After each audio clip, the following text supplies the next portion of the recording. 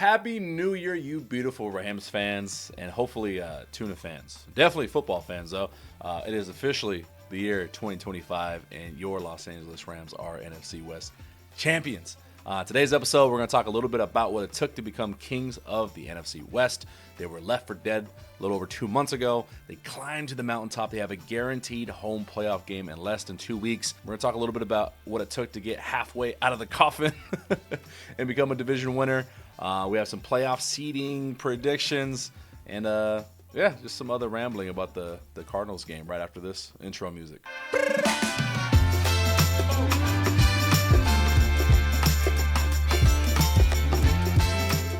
So for a third straight week, Rams won on the back of this young D, that strong D.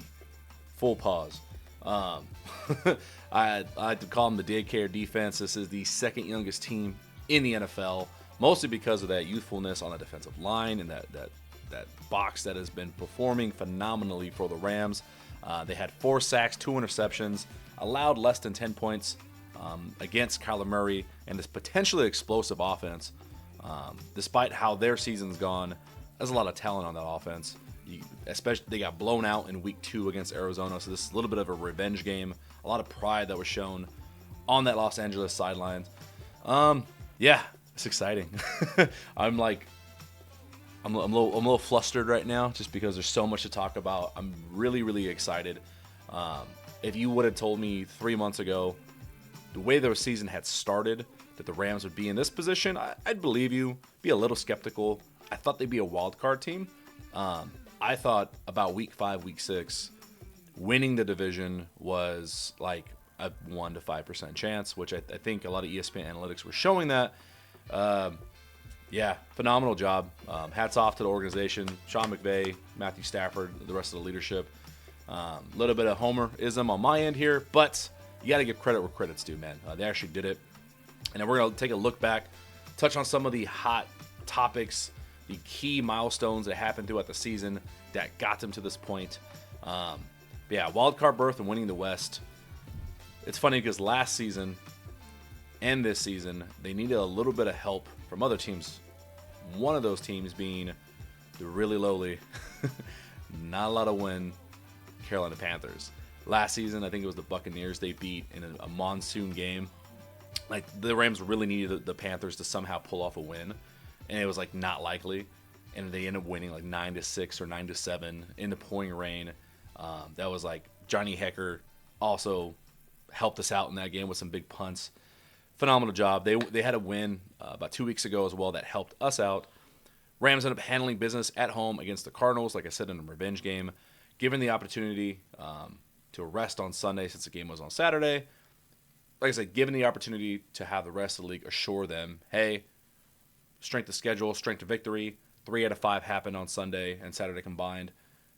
Rams are NFC West champions. Phenomenal job. Hat and shirt day for the Rams when they got to the locker room on their next day in the building. The key part of that victory, though, for a third straight week, that young core, the second youngest team in the league, daycare defense, they pretty much shut down an opponent. They allowed 1 touchdown, a few field goals. Say what you want, and I definitely have about some of the deep passes, some of the play calling in the first half by Chris Shula, secondary giving up some big passes. Like I said, especially in that first half, they don't give up a lot of points, man. It's really impressive. I don't really care who the opponent is, what the situation is.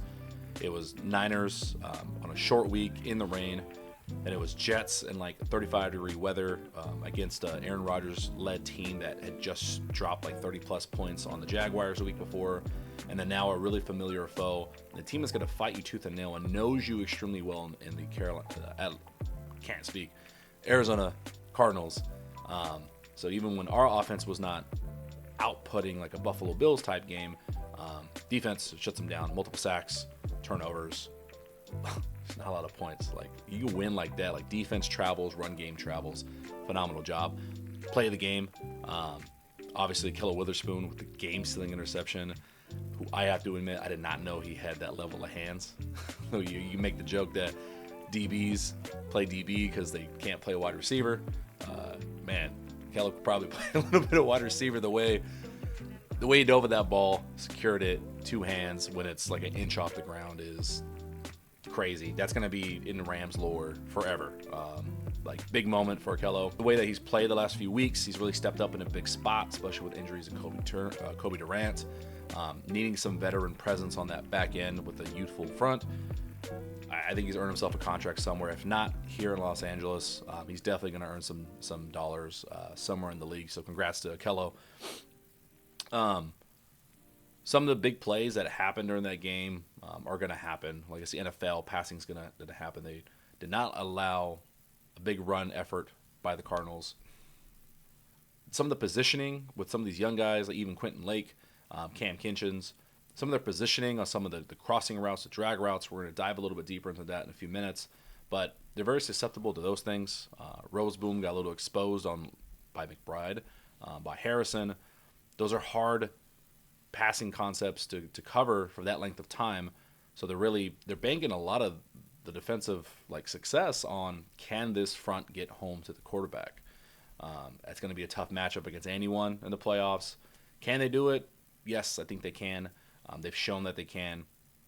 Proof is in the pudding, but now you're going to be on the big stage. You're in the dance. Everyone's going to be flying 100 miles an hour. Everyone's going to be playing as hard as possible. Can you show that you can do this at home, on the road, against some of the best competition over the course of 4 games? You're guaranteed one. You get the wild card game. Now, can you put together 4 of your best games of your life to bring home a title? Yeah, I'll just say that, because if you're going to the playoffs, you fought this hard, you had the leadership to do it. This organization isn't the type that is just, making the playoffs a success. Matthew Stafford's in his 85th year. Sean McVay is a competitor at heart, and it bleeds through the rest of this team. Even the young guys, the rookies and second-year guys, they're not here to just win a wild card game and like, okay, that's it. The objective is the Super Bowl. Can they do it? You got to put together 4 great games to make that happen. Can they do it? I think they can. We will talk about that today. First, what I want to talk about is it's been a journey. You hear Sean McVay talk about it a lot. It's a long season. They do a great job of not getting caught up in the moment of good or bad, of a week 1, week 5, week 10 victory or loss. That doesn't define the entire season, and they did the same thing last season. They did it this season, and it's completely true. What you do in week 1 is just a building block. It's not an end-all, be-all. Because if you look at what this defense is capable of in week 17 versus week 1, they lost week 1 in Detroit in overtime by just having David Montgomery run right down the field, essentially between the tackles, no opposition, got out-muscled. If you said the same thing would happen to this defense in week 17, I'd tell you probably not. The amount of 4th down stops they've had, the amount of sacks that these young guys are generating, this pressure, the guys are flying around. The linebacking group is a little bit more comfortable in their roles between Roseboom and Spates. That's playing great for a rookie as well. This defense is becoming a strength here. So, kind of a quick recap of a year-end review of how the hell they got here, right? Because let's go down it. Like I said, opener against Detroit. There's a lot of hype coming into this one. Rematch from the wild card last season. Stafford back in Detroit. All the highlights are there. Ends up being a close game. They lose by a touchdown in overtime, like I just talked about. Week 2, after sustaining so many injuries in week 1, to the offensive line, to Puka Nacua. Was it Nacua? No, I think it was Cup. One or the other. Can't remember. Then they get the asses completely whooped by Arizona in week 2. I think that was probably one of the most upset I've ever been at a Rams game. It was in a bad mood the rest of the day. It was just disappointing. Didn't feel like, for a McVay-led team, it didn't feel like they showed up. Now looking back at it, it's hard as a fan to not get caught up in that immediate emotion of the season's over. I had some of those feelings, oh fuck, it's 2022 all over again. But with all the injuries, with all the shuffling, the young guys are still figuring out how to play well in the NFL. You got to think one of these games is bound to happen, and it happened. So start off 0-2. It sucks. They somehow win against the Niners in week 3, down playing wide receivers 4, 5, and 6. between Robinson, you've got Whittington, you got Xavier Smith. Xavier Smith has a big punt return to help ice the game. They somehow win against, at this point, we still feel the Niners are the Niners. They've got their own injuries, but they are the NFC West reigning champions at that point. They seem to be the cream of the crop. Somehow get a win against them. And kept a lot of receipts up through this point as well. So they win that. They drop their next two, Chicago, Green Bay. Somehow lose at Chicago. I still cannot fathom. I don't understand that one. Heading into the bye week, they're 1-4. And the conversation in social spheres with fans it felt 50-50. Felt more negative, though. That was definitely the louder group because there's trade rumors circulating. Oh, Rams say they're open to trading Cooper Kupp. Oh, do they trade Matthew Stafford? A lot of stuff got brought up from the preseason of, because he wanted a new contract. He wanted more guaranteed money. Does he want out? Look, they ended up obviously not trading anybody. It turns out that obviously, like any smart GM, head coach, front office, yeah, if somebody calls you about a player, you're going to listen. Were they actively shopping him? No. That's like them saying they're shopping Aaron Donald. It's just not happening. 1-4, the bye week, like, hey, you got to figure out something to turn it around. They've done some things on defense the prior 2 weeks to shake some things up. Now can the offense get back on track? Can this makeshift O-line start figuring out piece by piece? Amidst all this drama, all this bullshit that's happening that's non-football related. You get the trade rumors, probably get some unhappiness, probably some tough conversations behind closed doors in the locker room about how to turn a season around, because this is not a coaching staff, this is not a front office that deals with poor seasons like this. They want to win at all costs. So, paying attention to the leadership here, they somehow turned around. What those hard conversations were and how exactly the game plan to turn it around, I would love to be a fly on the wall and hear how those happened. But incredible leadership, because after the bye week, completely turned it around. They get a get-right win versus the Raiders, which one of the worst teams in the league. I get it, but this is the first game where the defense completely takes over, multiple turnovers. I believe they scored on defense as well. It felt like, oh, this is what they can do and can be. The offensive line played a little bit better as well. This is where the offensive line really starts gelling together. Still not completely healthy, but they're getting on the right track. And then the first time as a full team, it felt like they showed up in prime time against a quality opponent was Minnesota. The for Minnesota fans, the infamous Byron Young non-face mask call for a safety to win the game. Wasn't face mask, sucks, didn't get called. Probably would have lost anyways. So they win that one. Then you get the overtime, like one of the best games of the season. Overtime win in Seattle with the game-winning touchdown to Demarcus Robinson. And then from here on this point on, they only lose 2 more games. One against a bad Miami team, and then an ass-whooping at home against a almost number 1 seed Philadelphia, who looks like one of the top 3, top 4 teams in the league, which you're going to have to probably go through again. So that's my least favorite matchup in the playoffs. But since that Philly game, they have not lost a game. They've dropped 44 on a Super Bowl contending Buffalo Bills team, who has an MVP candidate in Josh Allen, and just a very good team overall. Outscored them 44-42.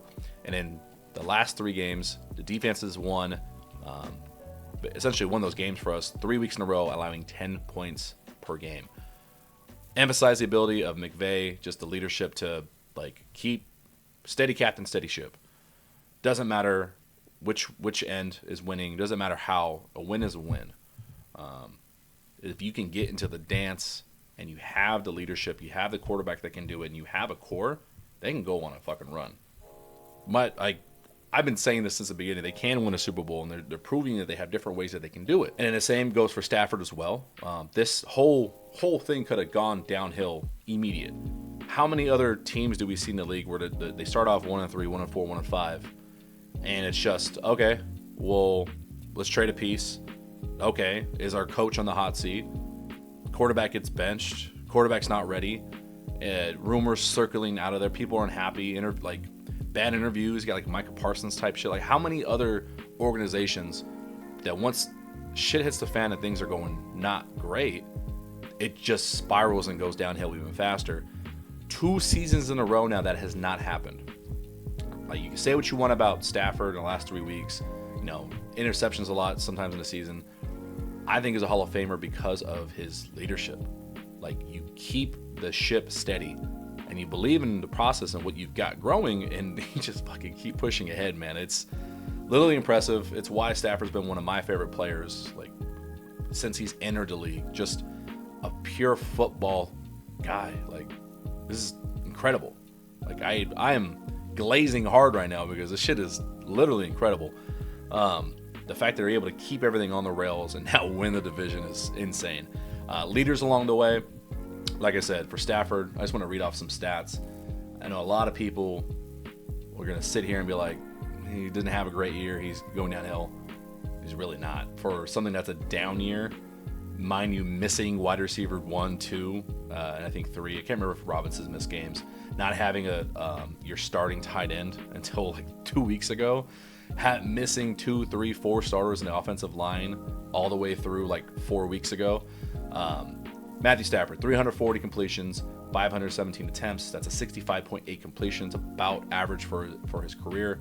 A little bit lower than league average, I believe. 3,700 yards still. 7.3 yards per attempt. We'd like to see that higher. 20 touchdowns, 8 interceptions. For a Matthew Stafford year, 8 interceptions is a win. For the gunslinger, I will take that.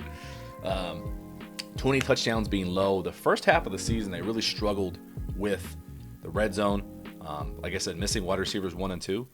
And then asking a patchwork offensive line to, hey, punch it in every single time with Kyren Williams. I mean, they did their best. He's got 13-plus rushing touchdowns. Did their best. Quarterback rating 93.6, still great. Sacked 28 times, by far not highest in the league. I don't think they've allowed a sack in the last 3 or 4 games, which is phenomenal. Kyren Williams, he's been phenomenal. The fact that this morning they announced he's not a Pro Bowler is a snub, and it's stupid. Jahmyr Gibbs, I get it, less fumbles. The impact of Kyren Williams has been phenomenal. That's a snub in my mind.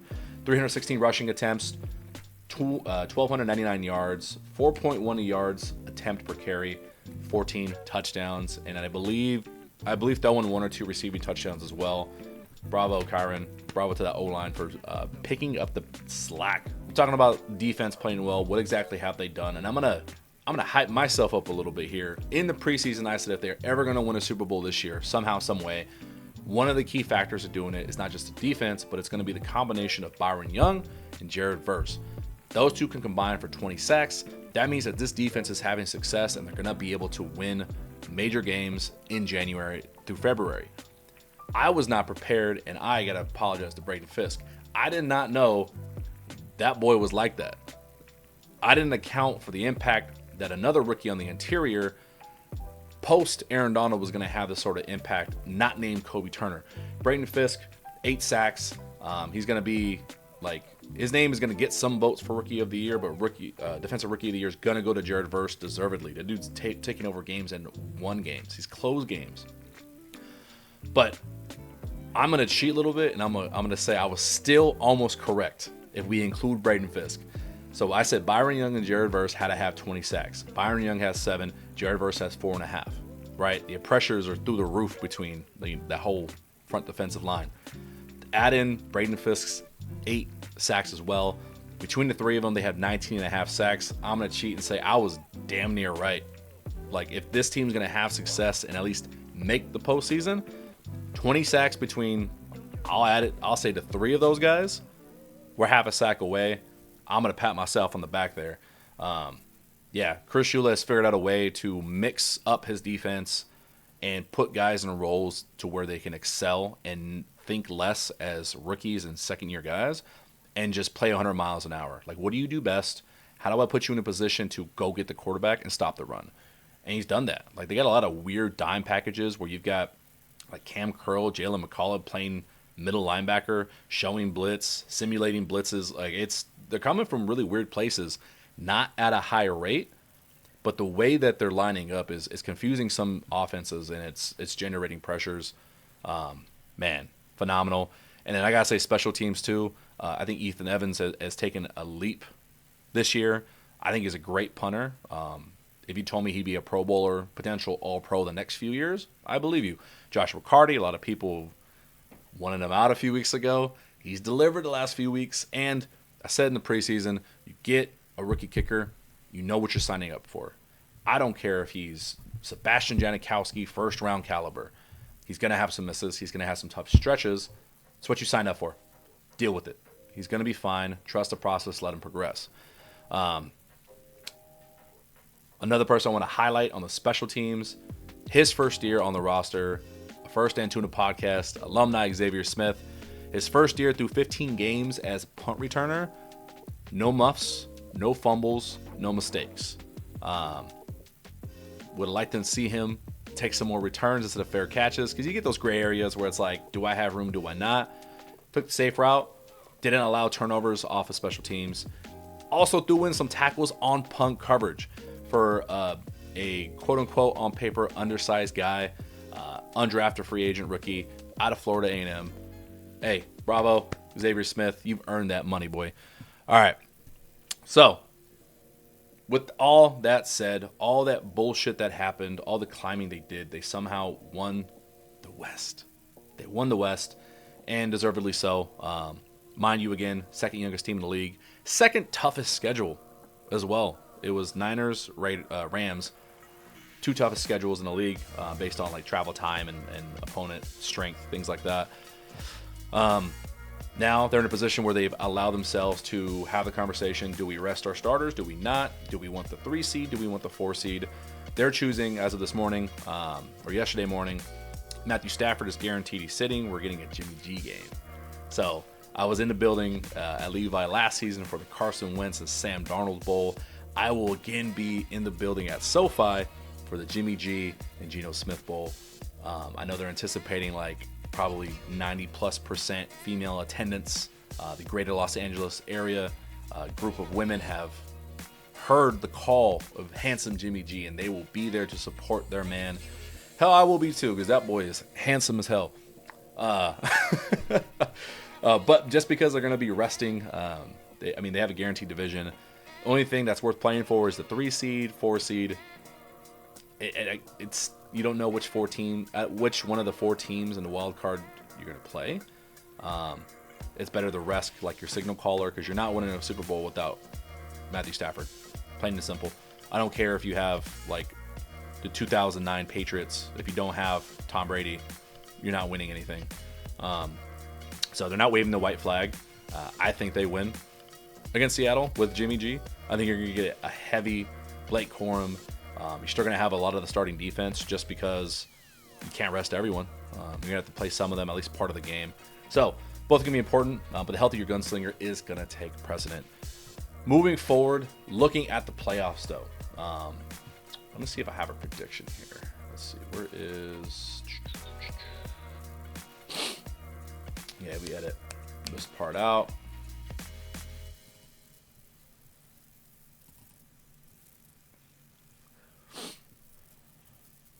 All right, playoff picture. We got it up on the board here. Here is where it currently stands. Obviously, I think the AFC is more locked in. I think that last spot with Denver, or it could be Cincinnati, that's still up for grabs this week. The NFC is the one that's got a lot of major reshuffling. Now, we know who 3 of the division winners are: the Eagles, the Rams, and the Buccaneers. We don't know who the NFC North champ is going to be between the Vikings and the Lions. They're going to play. That's a huge game. That's the last game of the season. I'm excited for that one. Depending on how the Rams game goes, the Lions and Vikings game goes, the Tampa game goes, and I think the Washington game,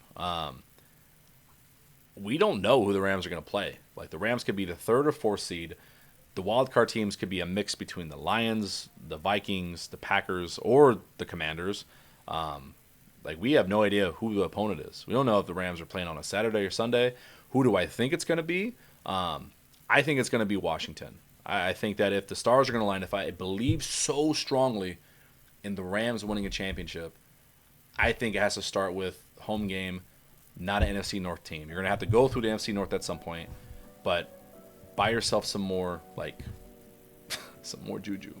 I'll not explain it, but I just believe in the juju right now. I think the Rams win at home this week with Jimmy G. I think I don't think it really matters who wins between the Vikings and the Lions, but I think the Buccaneers win as well. I think everything stays put as is. Commanders win. I think these are matchups. I think Minnesota or Detroit's going to have to travel to Tampa. I think Washington's going to come to SoFi, and I think Green Bay is going to be traveling up to Philly, and Minnesota or Detroit's going to be sitting at home waiting to see who to play in the divisional round. I think Rams win that game, and then now it's going to be a toss-up on the rest of these games. When it comes to the divisional round, I think Rams are traveling. I think it's going to end up being at Minnesota, at Detroit, or at Philly, like one of the NFC North teams, or at Philly. The only thing I see being absolutely bonkers crazy is if you get an upset from either Green Bay, right? Yeah, I think that'd be the key. If like Green Bay goes to Philly and beats them, and then you've got Minnesota beating Tampa, which I think is more likely to happen. One of the NFC North teams beating Tampa. So now the highest seeds are going to be the first place, and then the Rams would be the second highest seed at that point because Philly would be out. And now you get a second home game. I think if you somehow get a second home game, this team's on odds are in your favor. The more you have to travel in the playoffs, the less likely it is that you're going to even make it to the Super Bowl. I think it was Rich Eisen talked about the only times anyone's ever even gone to a Super Bowl, let alone won it. Then he was 5 times in NFL history that a fully road team has gone and won a Super Bowl. So 5 out of 57 or whatever it is incredibly low. And those are all Hall of Fame quarterbacks that have done that. Rams have one in Matthew Stafford, but it's just the numbers are against you. I think they get him at home. This week you're going to get a healthy dose at Seattle. Blake Corum, Jordan Whittington, Xavier Smith on offense, Jimmy G. Show us what you can do. Show us how handsome you are. You're on a 2-year contract. Make us feel good about you as a backup next season as well. And like I said, they can't sit everyone. So I think it's still very likely that they're the 3rd seed heading into the wild card. That was a lot of yapping. But yeah, only thing we got to talk about before we do like a film session on our next episode. I know a lot of people are upset about the offense. In short, I'm not concerned about it. Have they played great the last 3 weeks? No. Is there a reason for it? Probably. It's really hard when you're asking, like I said, monsoon game on a short week to Niners, 35-degree weather across the country, 10 a.m. game in New York against a team that probably tried playing hard. And then, what's the last game? Yeah, divisional game. It's hard to say, well, why didn't you play well in divisional game? It's just, division's hard. Shit's weird. Even if it's the AFC South, like a Jaguars-Titans game where they both have 3 wins, it's going to be a fucking weird game. I don't know how to explain it. Like, if you watch football long enough, you just know division is weird always. I think get some rest for Matthew Stafford. I think they're in a great spot. I'm so happy that they're in the playoffs, man. Well-deserved. And what we're going to do, I know we ran through some clips in the background, some of the best plays, not best plays on the defense side. I'm going to go into depth on the offense and what they're missing, what they got to do to string together 4 great games in the playoffs. The key being Matthew Stafford on tomorrow's episode. As you're watching this one already today, we've already been done recorded in the next episode. A lot of content's going to be coming out the next week or two. Thank you guys for supporting. We're getting closer and closer to we keep climbing in subscribers, we keep climbing in viewership on the website as well. If you like what we're doing here and you want us to keep going, let us know what you want to see in the comments below. And tell me you hate me or love me, something. I don't know. But yeah, from the First and Tuna podcast, I am your favorite Tuna, and I will see you guys tomorrow.